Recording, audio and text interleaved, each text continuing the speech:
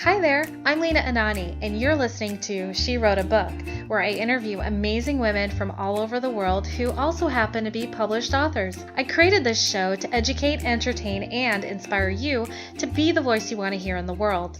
Now let's get started. You are listening to episode number 89 of She Wrote a Book, and today I'm interviewing Katelyn Mariah, author of the book Empowered Health and Wellness, Awakening Your Inner Physician.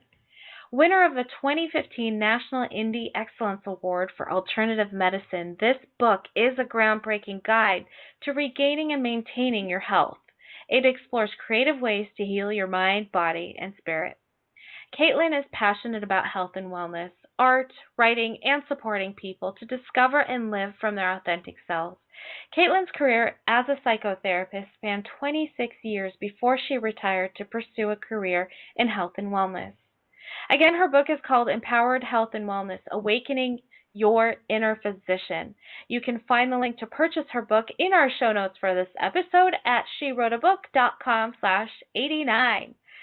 So, Katelyn, it is such a pleasure to have you as a guest today. My first question for you is this: what inspired you to write and publish this book? Well, that's a really interesting question because I didn't really want to write this book.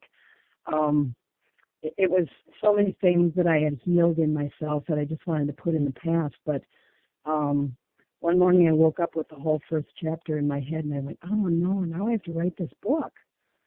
So I sat down and started writing, and it took me 9 years.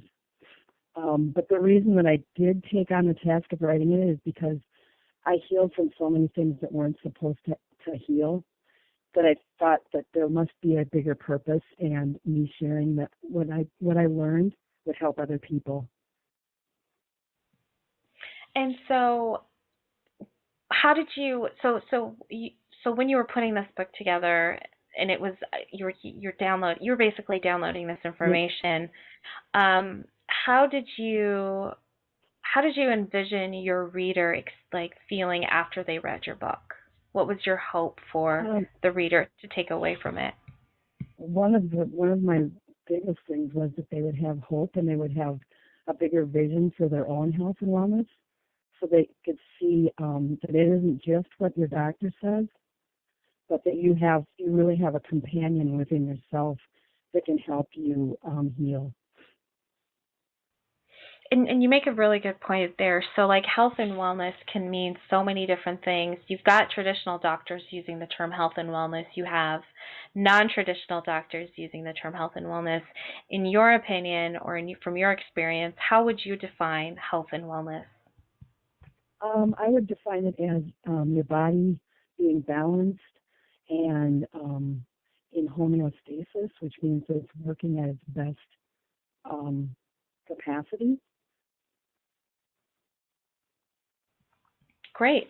Okay. And so what does that entail? Does that entail focusing on mental health, or focusing on physical health, or a little combination of everything? I focused on every aspect: mental, physical, spiritual,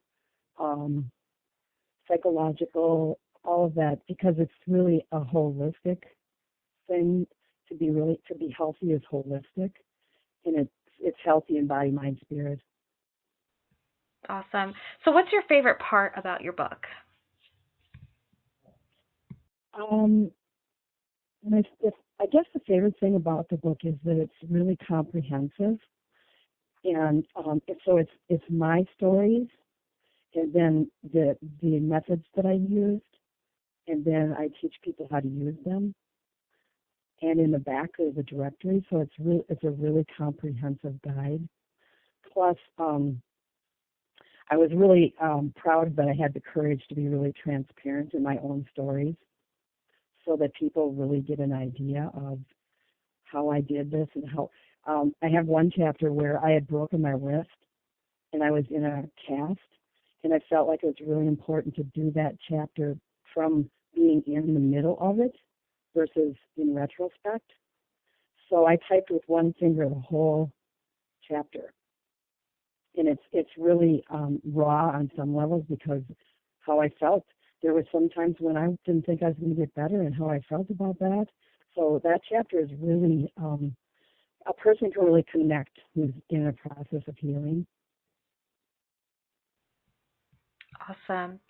And you make a good point about the power of being vulnerable and transparent with your writing and sharing your personal experiences.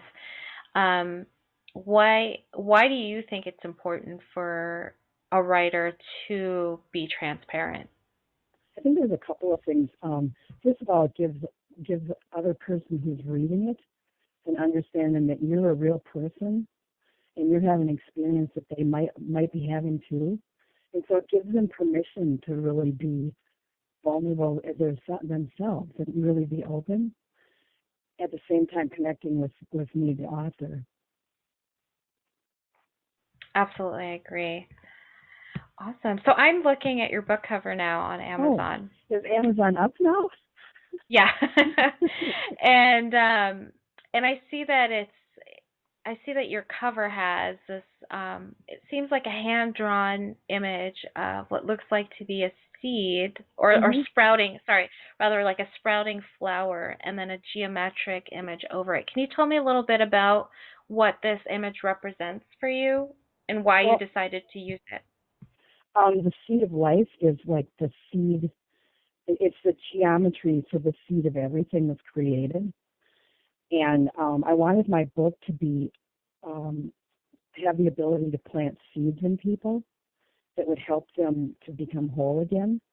So the concept is that the seed of life is wholeness, and me, planting the seed will help people become whole. There's a lot of interesting geometry around the symbol of the seed of life, and it's part of the flower of life. And it all has to do with the science of math and geometry that empowers the whole world. That's great.